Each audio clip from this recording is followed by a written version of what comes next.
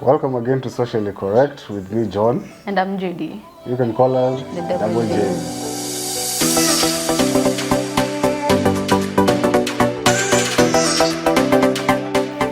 Yes, so today's topic is interesting, Judy. Okay. We've had so many times people talking about red flags in relationships. So we decided, why don't we talk about The white flags. in relationships? Yeah. So Can we also call them the green flags? yeah, green flags. Okay. Actually, green flags is a better word for it, right? Yeah. So what are some of the green flags in relationships? Okay. Yes. Okay, by the time I'm calling it a relationship, lazima, like I've been with this person for some time, or by the time tunasema we are now dating, there are some times tunakuwa pamoja, then now it's a relationship. Okay. So I want some, if it's a green flag or it's a white flag, if this person can apologize. If that person can apologize. Yes. All right. Yeah, Explain. you know, there are these people who have wakona ego, like they have an ego, like they can wrong you, but they don't want to apologize. Like they make you feel like you're the one who's overreacting to everything. Yes. So I feel like it's a white flag for me if someone does something wrong and I've told them or I've expressed myself that I didn't like what you did, and they're like, okay, Judy, I'm so sorry, I did this and this because ABCD happened, but it won't happen again. So once you have apologized, I want you to, like, you walk the talk. Like you have apologized, so don't let it happen again. See, the Waswahili say, ni makosa sio makosa hadi mtu anarudie. And I think that's where me I have a problem. You repeat the mistakes. I think, have you ever done a personality test? Yeah. There's one time I did a personality test. Okay. And I was described as potentially narcissistic. Yes, you are. You think? No, Like, no, you're not that. Yes. But I think we are airing your linen. We are airing your Ni linen. sawa, just, No, I think you have an ego. You ukuna ego. That's true. So these days, Okay. Yeah. having known that, there's a way I try and manage that side of me. Okay. All right. Okay. So I have learned that I need to apologize quite more often. Yes. Although it doesn't come out, I'm still practicing it. Yes. But yeah. You know, I'm sorry, it goes a long way. Trust me, it saves the day. Like for me, if you did something wrong, then you say you're sorry and then you mean it, then you really, like, don't repeat it. Trust me, I'll forget it. Then when you say you are sorry, usiseme ati juu unajua Judy anapenda ukisema you are sorry. So just say it for the sake. Yeah, I want to mean it. Like it's a white flag for me when my partner apologizes. It makes sense to me. Okay. So what about you? What's your white flag? My white flag is how somebody treats the family. Thank you. If you treat your family well, and you don't have to come out of a perfect family. Yeah, sure. No. Yeah. So I'm sure in the different types of issues that we have in families. Yes. Let's say, for example, I did not grow up with my father. Okay. So if my father shows up, how I treat my father matters. Yeah. Not only to me, but to also my partner. Okay. So like, for example, if it's you, Judy, how you treat your sister that you don't get along with matters to me so much. Okay. Yes. Yeah. So I'd want to know whether, you know, is she accommodative? Okay. Because family will always be there. Yeah. Friends come and go, partners come and go, but your family is there to stay. So Yeah. how you treat your family is very important to me. Okay, for me, I think on that point I can say how you treat your family reflects how you're going to treat me. Trust me, if you don't respect your family members or your parents or your siblings, what makes me so sure you'll respect me? True. Yeah. So like that, it's guaranteed that if you don't even respect your mom, then you're not going to respect me because I'm your partner and that's your mother. So if you don't know how to treat your mother, then you don't know how to treat me. Like, yeah, it goes hand in hand. So, but if you know how to treat your family and you know how to communicate and stuff like that, then I'm so sure that you're going to treat me well and you're going to, like, respect me. Yeah. Yeah. So for me, another white flag is if this guy is financially mature, like akona financial maturity. What do you mean? Because people are going to interpret this in a different way. How will you interpret it before I expound? Okay, remember financial maturity. The first thing we think about is you want a rich guy. Ah, God. Okay. Dio pia sawa. Acha kunichomea. Okay, when I talk about financial maturity, in this case, I'm not talking about a guy who is breathe out pesa. Okay. Anapita hivi pesa inamwagika. In this scenario I'm talking about a guy who knows how to save.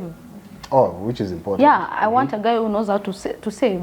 I don't want a spendthrift. I don't want a guy who doesn't know how to spend. Like, I want a guy who has a budget. You can have all the money you need, but I want you to have a budget. You just can't go like doing stuff like that. I want, if you're talking, kama tunanunua shamba this time round, ni shamba. Like, tukue na priorities.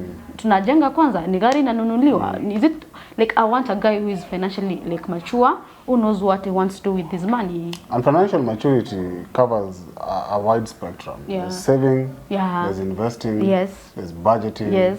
there's careful spending, Yes. and what have you. That's what I'm talking about. Oh, okay. So if a guy ana budget, like, he's just spending because he's just spending, like, he's just ata ana, like, you can ask someone what's your financial like plan for the next like just a year. Upate mtu ana plan. So for me that's a turn off. All right. Yeah, to me that's such a big turn off. Because last time, remember when we were doing some, I think it was our first episode, Yes. I said that money was very important in a relationship. Tusidanganyane, money is very important. So when it comes in the picture, I'll want to know how you're going to manage our financials. Okay, it doesn't have to be even mine, but how do you manage your financials? Now that you're the head of the family, come on. And I'm assuming this works both ways. Yeah. It doesn't just apply to the head it's of the both family. ways. It's both ways. It means the guy and And the lady, yeah. actually. So, in this night I'm going to talk about the ladies, and you are here for the men. Yeah. Yes. Me, when it comes to matters finances, Yeah. I want a lady who is not a spendthrift.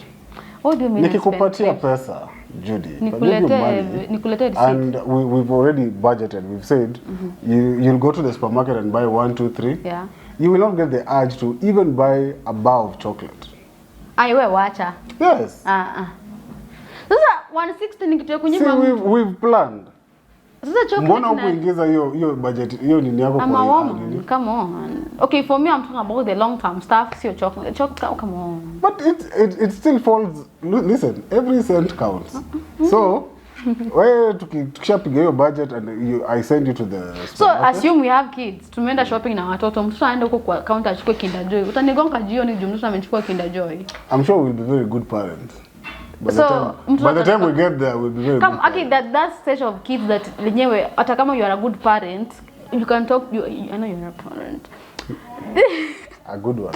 You're a parent. I know kuna stage ya watu ikifikanga, like kuna vitu zingine you can't help it. Mtoto akifika, okay, kuna wale wenye like they are in discipline, but I'm also talking about those kids like ni mtoto, like ataona kitu support then like mommy, can you get me that motor, like your bike? I'm like, So apana. basically, what are you saying? Are you saying that we should not teach our children financial? No, actually that's a good topic for next time for another episode. But what I'm saying is, Yes. kuna zingine like you can just not necessarily. For me, when I talked about financial maturity, I was talking about vitu kama investing, savings, Alright. yeah, like a budget, like what are we doing this time, like a long term budget. Kama tunanunua shamba, we already have like 3 plots. Let's try get something else. Let's start a business. Okay? Okay. Yeah. That's fine. I think a white flag in a relationship Yeah. is my partner wanting our relationship to be public. So, mimi sitaki kufeel like a sponyo. Wewe wacha. I Sisi don't nakuficha want. ndio mtu asininyang'anye. Hapana, sitaki unanifichia nini? Also, Yeah? can kuanike. Okay, Yeah, let let me people know that me and you are in a relationship. I have a question for you on that note. What do you mean when you say you want your relationship to be public? I want your friends, your family, your colleagues to know that you're taken. How soon? As soon as both of us actually sit down and say, hey, this can work out. Yeah. Yes. You see, when we say this can work out, you don't expect me to go yapping to my parents that I've got a boyfriend. Why? These things don't work like that. You can't just go to your parent and Okay, tell your, you know, you can't tell your so- mom. I mean, girls are closer to you. That's what I'm telling you. You can go to your mom, Mom, and tell but your not mom. my dad. Yes, Yeah. You can go to your mom and tell your mom. Then, last time you're the one who was telling me, like, you don't like when your private life is out there with your colleagues. Now, what is changing today? Okay, private life means, and I think we discussed this, all right? We talked about things like my sex life. There's no way Okay. I'll go out there and tell people, hey, Okay. There's no way I'll tell people, me and my chick plan to buy a house or a car. Okay. You see? But when it comes to me now stating whether I'm single or in a you're talking relationship, about stating. yes. Okay, so don't worry about that. That's Okay, what you mean by okay. I'll want that too. having a Yeah. public relationship, making the relationship public. Yeah, if someone, I'll be like, hey, no, but me, Kwa nini unanificha? I'm having someone. Kwa nini unataka kunificha JD? Sijue ni fisi. So I think another white flag for me when it comes to my men or a man I want to date, grooming. Okay. What do you mean by grooming? Mimi makucha, it's details for me. I know that's weird, maybe because I have OCD or something, but me when it comes to my man's nails, your cologne, your shirts, like your vest, like you have to be well groomed.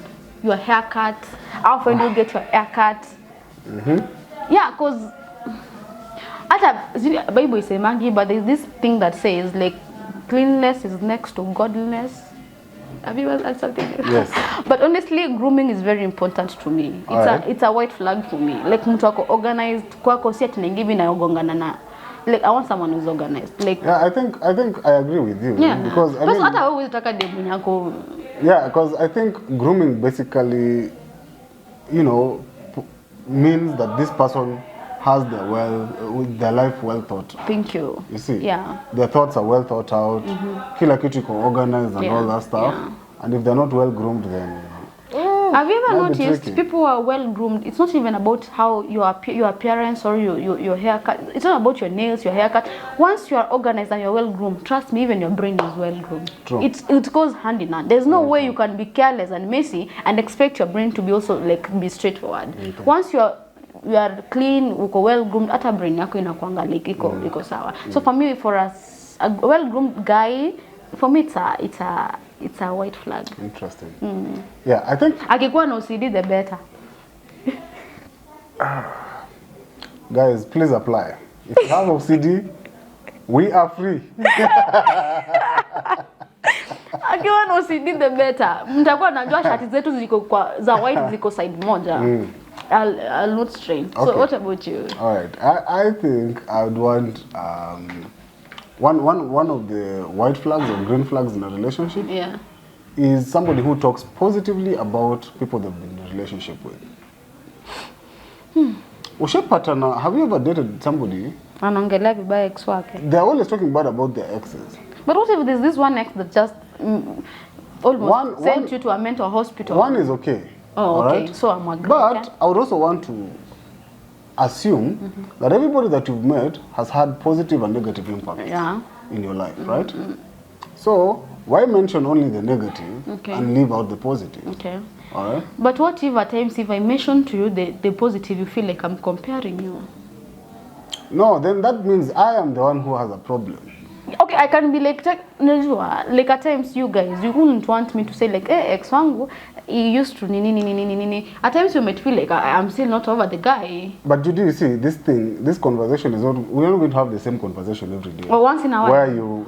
Where we will sit down and when we are talking, you know, when we're getting to know each other, hey, by the way, I liked how my ex made me smile. Or I liked the way my ex tickled me. Sure. There must be a positive. You see? Now I start telling you how my ex used to make me feel, like tickling me. Yes. See, that's a positive impact that he had on your life. So why am I telling it to my new partner? Because we are talking about your ex. No, I think... Tell me about the past relationships. No, don't tell me how your ex-girlfriend used to make you... The only things you can tell me about your girlfriend, just tell me the way she used to, like, her saving type. She used to, like, she was good with her finances. She used to know how to save. She used to know how to keep her time. Such stuff. Used to know how to have communicate.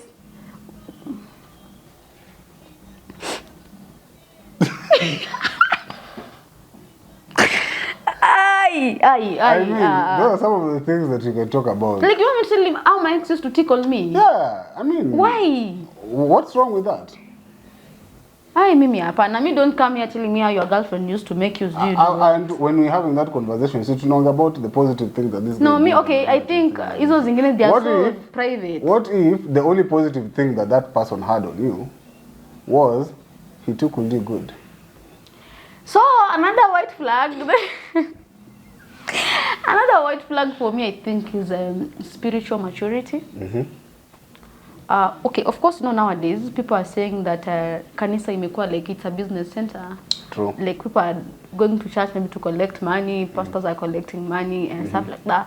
But personally, the way I've been brought up, I don't think, I think like it's so important to me to get a spiritual mature man. In this context. You don't have to wake up at night and yell and say and like be that crazy. But I want a man who like God ako kwa center, like he acknowledges God in his life. Okay, there's that part of him that he knows God exists and he knows it, like he's strong in that. Everything starts with God. Yeah, me, I think I'll be okay with a man who is spiritually mature. And Samanga, a house that prays together stays together. Okay, so Judy is that type of a chick. Well, yeah, I'm not saying I'm perfect or stuff, but I think it matters to me. It matters. Yeah, because me, okay, if I'm dating a pagan, me, I'll take you to church. Okay, I don't have to take you to church to make you like now go to church like because it's a church, but I want your life to like to have a taste of God. I think that's another topic that we'll handle another time. Yeah, can you change a man? Imagine you can you change a person? Yeah, me, I want a man who has a connection with God. I swear, me, I'm not lying. Like, so let's say you meet me. I've not been going to church. Do you think you'll change me? Yes, I can. I love you. You love me. Trust me. Because what if you don't pray, but unaamini kuna Mungu, but you don't pray. Like it's not like an habit for you, but it's an habit for me. Like before we go to bed, we have to pray. Yes. So sintakuwa like, hey babe, before tulale tuombe. Okay? So I start like kama leo nimeomba kesho wewe unaomba. So itakuwa a habit. Yes. Okay? And then I'll make you like realize why I'm doing it. Okay. Yeah, just like for us to have like a touch of God in our lives. So I think for me it's a white flag for me. That makes sense. Yeah. I think for me spiritual maturity is also important. Okay. Because I mean I'd want to assume that a person who's closer to God has my best interest at heart. Aww. Because I mean what are those 2 commandments that Jesus summarized? He said, love the Lord your Lord with all your heart, love. Then he says, love your neighbor as you love yourself. So this person will love me as she loves herself. Sure. Yeah. Okay. My last white flag is a person who's open to criticism. Okay. Someone who's open to criticism. Okay. All right. You've done something. I feel you've done something. It's wrong, or it's not right. I tell you. You take it positively. You change. We are good. Okay. But see, you tell somebody something, and they always feel like, oh man, you're just too much of me. Yeah. You know. You are sensitive. Yes. Yeah. Like, listen. Don't touch my phone. You know, don't snoop through my text messages or phone calls